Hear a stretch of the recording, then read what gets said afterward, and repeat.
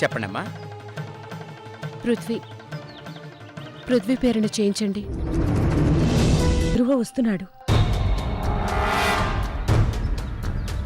ఈ నాన్న అవినీతి పరుడని వంశీని నమ్మిస్తే కాని వంశీ కేసు టేకప్ చేయడు. నేను సృష్టించిన దొంగ సాక్ష్యాలను బట్టి వంశీ మీ నాన్న కేసు వాదించాడు. ఏ లాయరు ఎదురు రాలేదు, మీ నాన్న తరపున వాదించలేదు.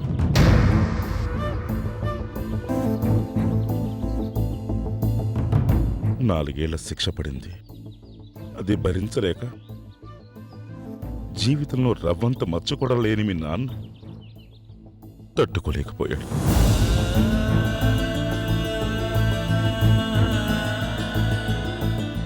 జైల్లోనే ఆత్మహత్య చేసుకున్నాడు.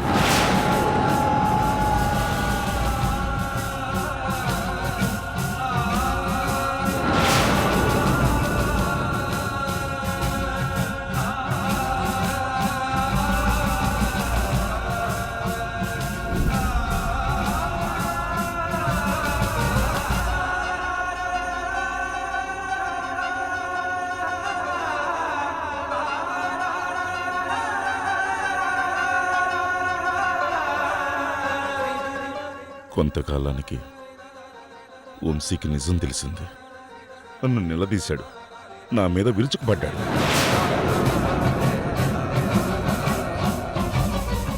కానీ మళ్ళీ నా స్నేహాన్ని అడ్డుపెట్టుకుని తప్పించుకున్నాను. కానీ వంశీ మనసు తప్పు జరిగిపోయిందని పశ్చాత్తాపడింది. ఆల్రెడీ ఆ సాక్ష్యాలు సృష్టించడంతో తన హ్యాండ్ ఉన్నట్టు నేను పుకార్లు పుట్టించాను.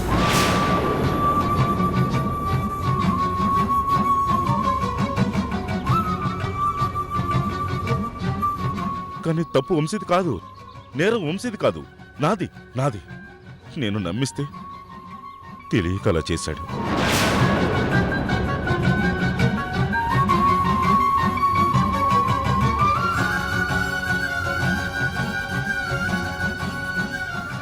ఎలాగైనా తప్పుని కాస్తైనా దిద్దుకోవాలనుకున్నాడు.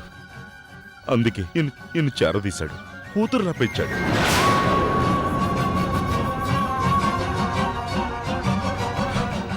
జరిగిన దారుణాన్ని ఎప్పుడూ నీకు చెప్పాలని ప్రయత్నించాడు. అప్పుడు అర్థం చేసుకునే వయసు లేదు నీకు. నువ్వు ఎదిగాక చెప్పాలనుకుంటే వంశీకి ధైర్యం సరిపోలేదు. దానికి కారణం కూడా నేనే.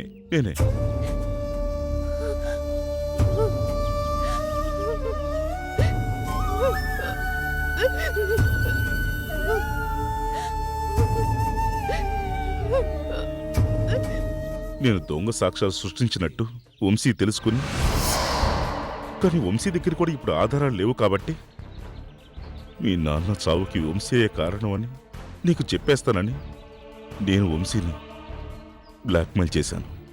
అంతేకాదు, ఆల్రెడీ సృష్టించిన పుకారుని ప్రూవ్ చేస్తానన్నాను. అందుకే వంశీ నీ దగ్గర జరిగింది దాస్తూ వచ్చాడు.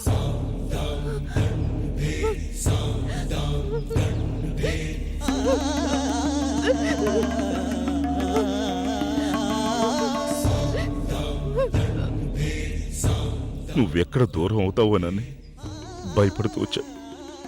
కానీ చివరికి అదే జరిగింది.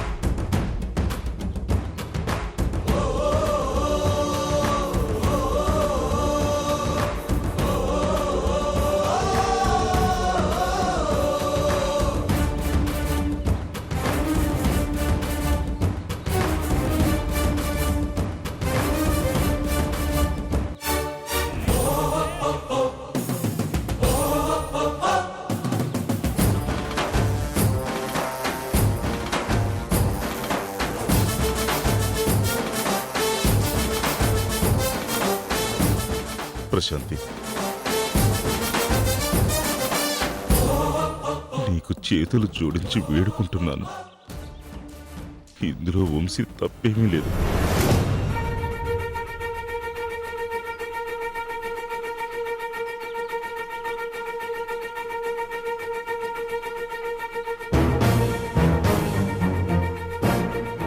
అంతా నేనే చేశాను.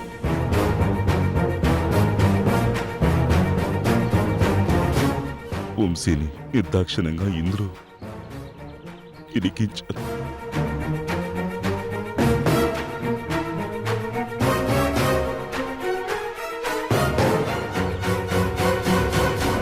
నువ్వు ఏ శిక్ష వేసినా అనుభవించాల్సింది నేను, వంశీ కాదు, ఆ కుటుంబం కూడా కాదు.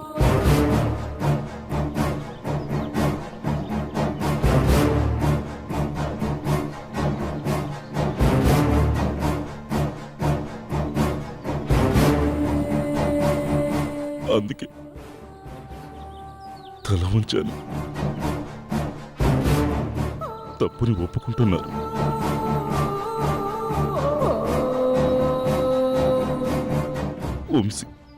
వంశీ నిర్దోషి. నువ్వు కాని ఇప్పుడు పృథ్వీకి దూరం అయితే కావేరి సతీష్కి దూరం అవుతుంది. నా కొడుకు కన్నీళ్లు పెట్టుకుంటే నేను బ్రతకటం వృధా. రేఖని ఆ ఇంటి కోడలు చేయాలని ఇవన్నీ ఎత్తులు వేశాను. అది జరగలేదు. ఇప్పుడు సతీష్ కావేరీలకైనా మంచి జరగాలి. వాళ్ళు ఒకటవ్వాలి. అంటే ముందు నువ్వు పృథ్వీకి దగ్గర అవ్వాలి.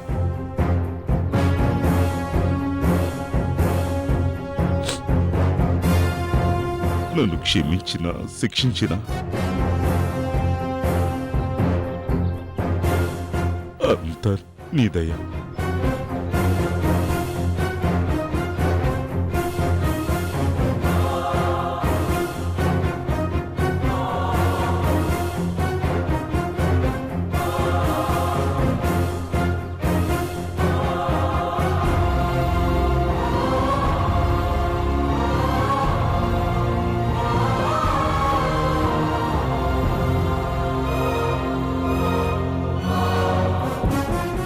కానీ మంచి మనసున్న ఆ కుటుంబానికి ఆవేదన సబబు కాదు. అర్థం చేసుకో ప్రశాంతి.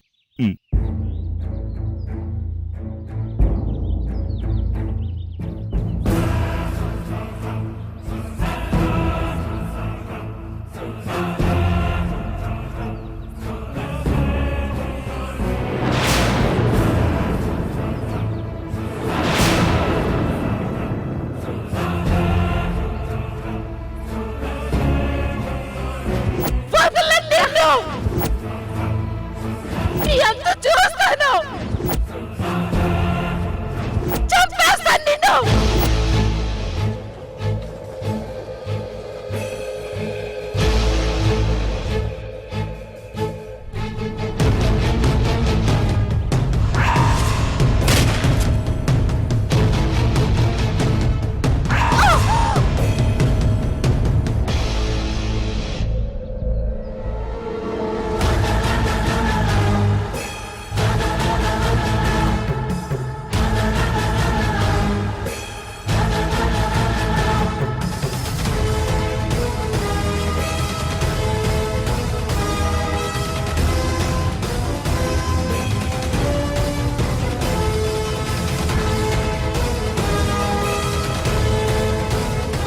నేను చెప్పాల్సింది చెప్పాను. ఆ తర్వాత నీ ఇష్టం.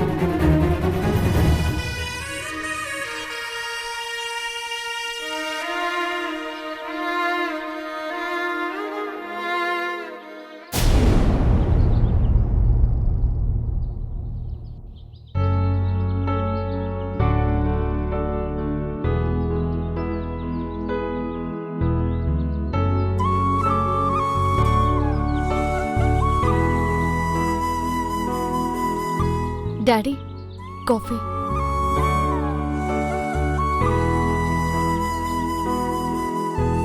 మమ్మీకి ఫోన్ చేయనా డాడీ? వద్దులేమ్మా, వీలు చూసుకుని మమ్మీయే చేస్తుందిలే.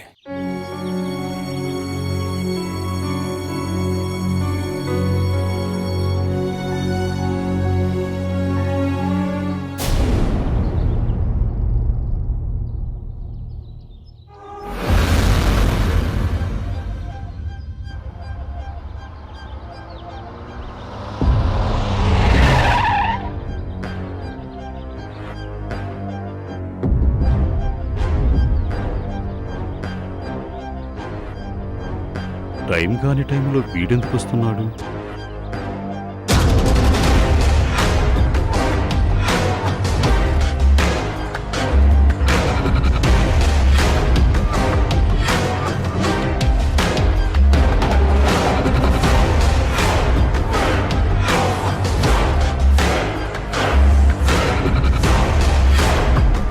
ఏం ధ్రువ, కాయ పండ? పుచ్చు. అదేంటల్లుడు, మరీ అంత చిరాగ్గా ఉన్నావు? ఏ ఎగిరి గంతేసే పరిస్థితి అన్నది? ఉప్పు కన్నా హీనంగా, ఊక కన్నా చులకనగా అయిపోయింది నా బ్రతుకు. ఏం జరిగింది ధ్రువ? ఇంకా ఏం జరగాలి? చెప్పారుగా, టైము, డేటు, ప్లేసు. గుడికి రమ్మని పిలిచారు. నిజాయితీకి డూపులందరూ వచ్చారు. ఓహో, జడ్జిమెంట్కి గుడి వేదికైందన్నమాట. ఆ గుడి కోర్టు అయింది. ఆ ప్రశాంతి జడ్జి అయింది. నేను ముద్దాయిలా నిలబడి దద్దమ్మలా వేడుకున్నాను. మొత్తానికి వర్కౌట్ అయిందన్నమాట. అయ్యింది. నా పరువుని, నా ఆత్మాభిమానాన్ని తాకట్టు పెట్టి తల వంచి మోకాళ్ళ మీద కూర్చుని మరీ క్షమించమన్నాను. అమ్మా ప్రశాంతి, తప్పంతా నాదే. నీ కాబోయే మామది కాదు. వాడు పాలల్లో కడిగిన ముత్యం, తేనెలోచి తీసిన వజ్రం. నేను మాత్రం బేవర్సని చెప్పొచ్చాను. ఇక వాళ్ళంతా నాతో కలిసి బంతాట ఆడుకుంటారు. ధ్రువ వెర్రి వెధవా, ధ్రువ చేతకాని వెధవా అని ప్రపంచమంతా చాటి చెప్తారు. ధ్రువ, వాళ్ళు మరీ అంత పని లేని వాళ్ళు అనుకున్నావా, లేక తెలివి తక్కువ వాళ్ళు అనుకున్నావా? నీ గురించి ఆలోచించటమే వాళ్ళ పనే. ఏ మీకు అనిపించలేదా టార్గెట్ చేసింది నన్నేనని? అనుకున్నది సాధించారు దుర్మార్గులు. వాళ్ళు దుర్మార్గులు కాదయ్యా, చాలా మంచివాళ్ళు. ఏంటది కొత్తగా? ఆటల్లో పోటీ పడేవాడికి అపోనెంటు మీద కోపం ఉంటే సరిపోదు. అప్పుడప్పుడు వాడి గొప్పతనం కూడా గుర్తించాలి.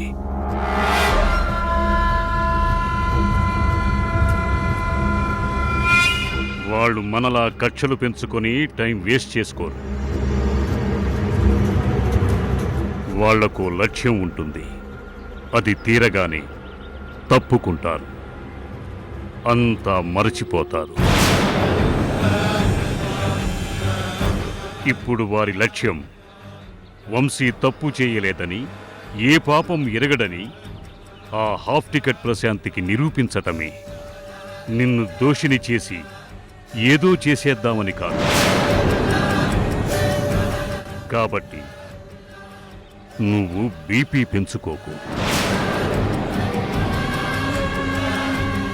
ఎప్పటికైనా వాళ్ళంతా కలిసిపోతారు.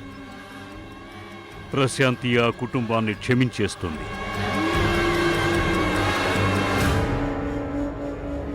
కానీ వాళ్ళు అంతమవుతారు.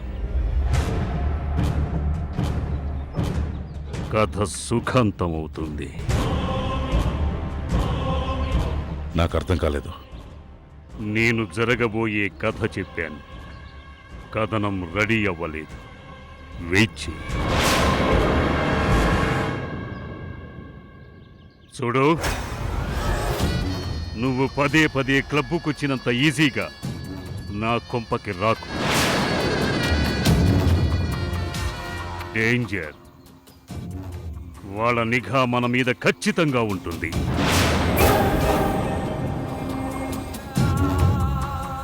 నువ్విప్పుడు క్షమాపణ చెప్పావు, తప్పు ఒప్పుకున్నావు. 1% అయినా నీ మీద వాళ్లకు సానుభూతి ఉండొచ్చు.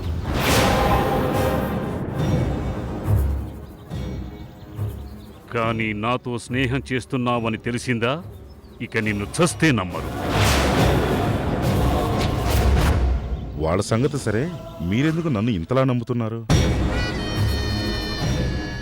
నాకు నీతో అవసరం ఉంది, నీకు నాతో అవసరం ఉంది. అవసరం మనిషితో ఎన్నైనా చేయిస్తాయి ధ్రువ. అవసరం తీరాక ఎవరి మనసైనా మారొచ్చుగా. మారచ్చు, కానీ భయం అనేది ఒకటి ఉంటుంది, అది మారనివ్వదు. నీకు తెలుసు, నువ్వు ఈశ్వర్ని షూట్ చేసిన వీడియో నా దగ్గరుందని.